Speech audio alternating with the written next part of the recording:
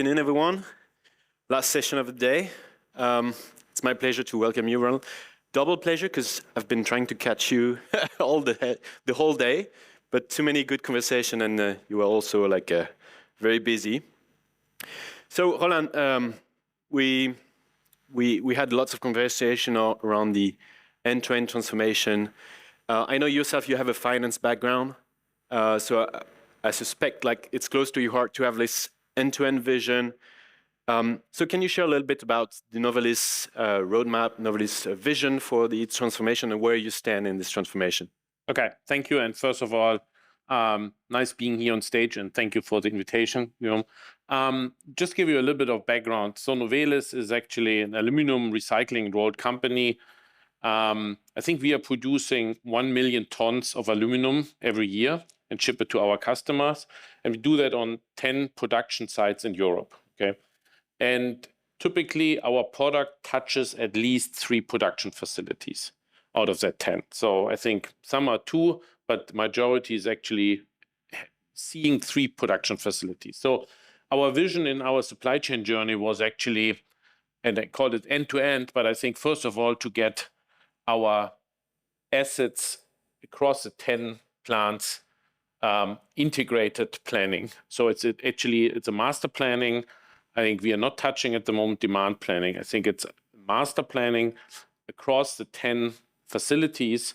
And I think we have chosen a staggered approach where we started actually with our first cast houses recycling centers, which are at the beginning of our production cycle. And this was the first project we successfully implemented. Now we take another 2 facilities so that we have 6 already. And then we do another 2, we add on, and then we do another 2. So the whole journey will take us roughly 3.5 years. And we are now 1.5, almost 2 years in the journey. And I think that's actually what we drive. And if you look on what we want to achieve, I think first of all, at the end of the day, we want to improve the throughput of our assets or asset utilization. The second one is, of course, we want to make sure that we improve OTIF by keeping, or reducing inventory. And the third one is that we have also a sustainability pillar, which is actually driving recycling content up, and also that we want to achieve with our planning system. Yeah, building on this, right? So sustainability is very important for Novelis, and while sometimes we can think of greenwashing a little bit, you're doing it for real. So how is planning, playing a role there? Yeah. So I think our biggest contribution and efforts is actually on the scope 3, which is actually the usage of recycled aluminum. And for those of you who are not familiar with the topic or the magnitude, so recycled aluminum is only taking 5% of energy compared to primary aluminum. So 95% saving in energy if we do it full circular using recycled. So I think our planning, and that's what we implemented, our optimizer is actually to optimize the scrap input we are putting into our products. Because that's actually, at the end of the day, drive our success. And we are looking forward to a full circular economy, but we need the tools to actually helping us. And I think that was also one of the drivers where we defined on what can we do as a supply chain organization. I think we are working, of course, very closely with procurement. But at the end of the day, we give the framework on here is the target, what we can achieve today. There are some still next to that one. Of course, we are working with our customers to find and design products which can use more scrap. But I think this is more from a planning perspective we are working. Thanks. So going back to your transformation, right? So, and specifically when you look at supply planning, in your case, master planning, as you call it, you very quickly you go into optimization problem, and optimization of assets, which can be plant specific. So how do you make sure you do not lose the true north, you do not get lost in the details? How do you make sure you're still focused on the value? Yeah, and partly we had that discussion on our table today before lunch. I think one of the key elements, we were also, I think there was a question on how we have chosen online. I think we had an implementation of a different provider which failed. And one of the learnings out of that one was actually that we have involved too early, call it key users in the plant. So what we have done in the meantime is we have taken the best people out of different plants into a central supply chain innovation team, we call it. Okay, so which have the knowledge of the details, but are really the front runner of innovations. Because we want to avoid, between a truly central implementation with then the issue of acceptance at the plant level, but we also don't want to go the other way and involving, the key users too early, because they will come up with their daily topics and the daily issues they do have, and believe that should be all solved during the implementation phase. So I think that's what we try to manage actually, the balance between having 100% and also focusing on values, and I would put it even in equal importance of speed of implementation, right? I think because you get lost in discussions. I know that we need potentially later on some rounds to really identify really specific plant topics, but our approach is either I will do a fast, speedy implementation and then do an optimization phase for each individual plant, but then very specific. And I'm always a big fan of having that 90% done and move on, instead of wait for the last details to be clarified and implemented. And I think that's what we drive. And I think we need also, I think, our implementation partner, right? Both O9 and I think we do it with McKinsey together, to bring us back to earth on, okay, we can further go on, but stop at that discussion level, because I think it's good enough at, as I said, 90% level, and the rest we will do, but that's not, I think, speed of implementation and people seeing the product is much more important than on hanging on certain topics.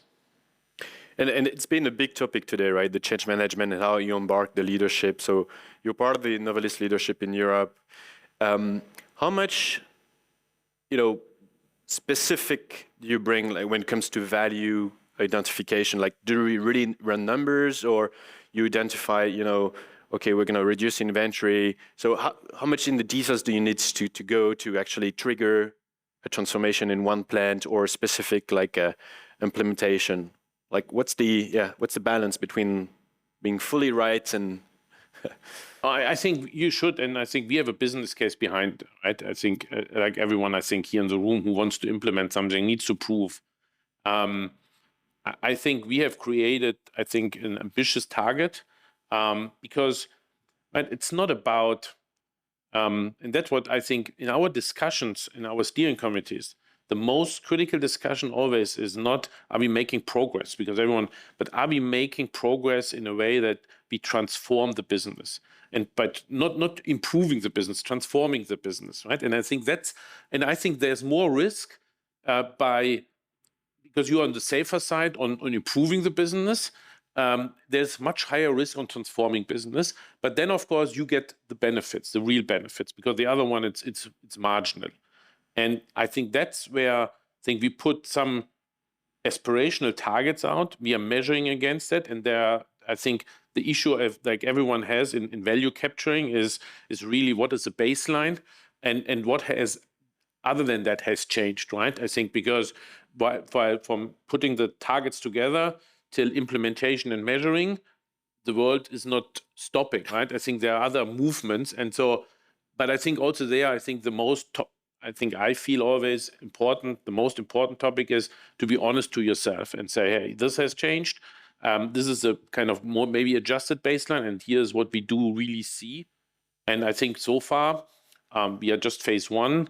We have seen progress. We have seen better utilization. We have seen better inventory and better OTIF, but OTIF is not because of that problem here. I think it has other reasons. And I think one other item, I think it's also on the value side. I think someone said it before. The other thing, what we have experienced in other regions as well is if you are, I think, let's not do that here, supply chain transformation process as one of plenty of other projects in your region. I think you need to have a certain focus, and you need to convince your leadership that either you do it, but then 100%, or you just don't do it. I think if you believe you can do it next to 50 other projects, it will fail. And we have done the same experience in other regions. So I think what we have done is we have consciously decided only to do 2 major business IT projects, and this is one of that. And that creates a focus actually also from our leadership and from the whole organization on that project. And I think that gives us some confidence that I think everyone has resource issues, but I think it's that it creates that focus to bring really stuff forward. So doubling down on this, right? So we all know, I think, that transformation can, be unpredictable. I think in the case of Novelis, you had like many different ERP systems from, past merger and acquisition, as is the case for most of the people we talk to in industrial manufacturing. Data is not clean, you have different names, etc. So what governance have you put in place, like, more specifically, to mitigate those unforeseen events and make sure you keep moving? Like, yeah, what kind of governance do you have? And also maybe to add on this, right? So also on the vision of the end product, right? So when you start discussing with the different plants, they might want different things. So I know you've put something centrally that says no, So can you elaborate a little bit on that? So I think from a process perspective, so pure change management process-wise, I think we drive that centrally and try to document, live it, as we said, train people, measure it. I think that's part of the whole journey so that we can make sure that people are using it. The other topic, which I think was in our case a very difficult one at the beginning, is all the data availability. As you said, I think we don't have one ERP system. I think we have several. We have worked with our data scientists and we had a cloud data lake structure. I think our main topic was, I think the majority of the usage of the data lake so far was for static reports, meaning I think it doesn't matter if the data is available on one day or not, because then the reporting might be delayed, but I think there's no decision done on it, right? It was purely reporting, global sales data, but always backwards. And we were the first user of the data lake, which said, wow, I want to have an upgrade every 2 hours because I'm doing something with the data. And so I think we were able to work with our IT department really in driving that up. I think we have now a 95% availability, which is also not enough for our case. But I think that was helping also the organization on what's really needed if you really work with real data. And I think there were plenty of reasons why data weren't available. But I think the people, also the IT department, felt for the first time the pressure that there is a timing, really, because then it stops almost, because we were not able to plan anymore. So this is actually, I think, and we put a lot of governance into these topics still, that we have AD reporting implemented for not available data, which we never had before. So there was a lot of improvement also in the background, which, and I shared that also during lunch, I think, which helped us in the second phase. So in the first phase of the first implementation, which was our recycling centers, we spent 80% in data quality, data timing. Second phase, I think it's almost no data topic anymore. So we solved that. We moved really into the functionality and what are we using as a functionality best in 09, which I think is also shrinking the timing of implementation. And I think is also the benefit why we have chosen a staggered approach versus a big bang on and working till final. We have everything done for all the different plants. So if we look beyond the technical capabilities, what qualities, sorry, do you seek in a transformation partner? Like, what do you think? What do you appreciate when non-technical, right? So, what were the things that you consider? Both McKinsey and Online, actually. Yeah. What went into the equation? So I think if I'm looking on the partners, I think what we need is, and I think both partners bring that so far to the table, is actually flexibility, right? If you want to have a speedy implementation, you need partners who can, support you and be as flexible as you are. The other topic I think is honesty. I think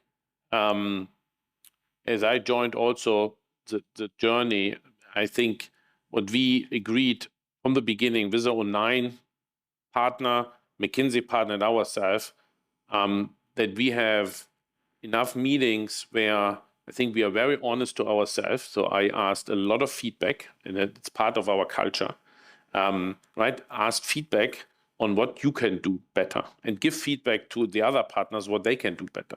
Because at the end of the day, as we all know, I think it's not the system which will not deliver. I think it's a combination of the partners and of course the system. But the system typically nowadays you can fix pretty quickly. I think it's more the others and how they communicate to each other, and that topics which everyone has seen are not communicated in a timely manner. So I think that honesty is actually the biggest topic I think I expect and I have seen so far also. And looking back at your transformation, is there anything you wish you had known before? Like you're discovering and it's a bit painful? What would you say yourself, as you take over this role? No, I think, as I said, I think we struggled with the data. And I think I would potentially have chosen a different approach in kind of not working with a big data lake, but directly link it to our ERP systems. Because I think that they're used to kind of work real-time data exchange. So we would do that one. Because it was delayed? It was delaying. It was kind of a lot of hassle for the people. Because that's the same people, right? Same people. Yeah. We're working on that one. The other topic I still think which you cannot do enough is actually communicating on what the system will solve and what the system will not solve. I still see that is still one of the big elements we do have also in our company, and I have to ground even my CEO every time on that is what we want to solve, and this is what we don't want to solve. Because I think a lot of stuff what I've seen is that they are starting to agree, but then I think that question comes up, and then the question is why that system is not solving that. So I think I would even have more time spending on what the system will not solve. And put that every time in a steering committee at the first page, because that cost me now too much time to shrink the discussion to the real topic we want to have. And I think it's for every project potentially, but I think here it's so important because supply chain is disrupted, as everyone knows, and so it's so much focus on supply chain and what that system will drive. But the system will, for example, right, we don't have any demand planning yet in there, so we will not solve the scenario planning yet. I think what we will solve is we need still a good forecast from our sales team to feed into the system, and then based on that forecast, we will come up with the best operational plan. But there's still the risk, of course, that the sales forecast is shitty. And that's, I think, which I still need to bring down every time we have the meeting, because it will not solve all our issues. Thank you. Thank you all.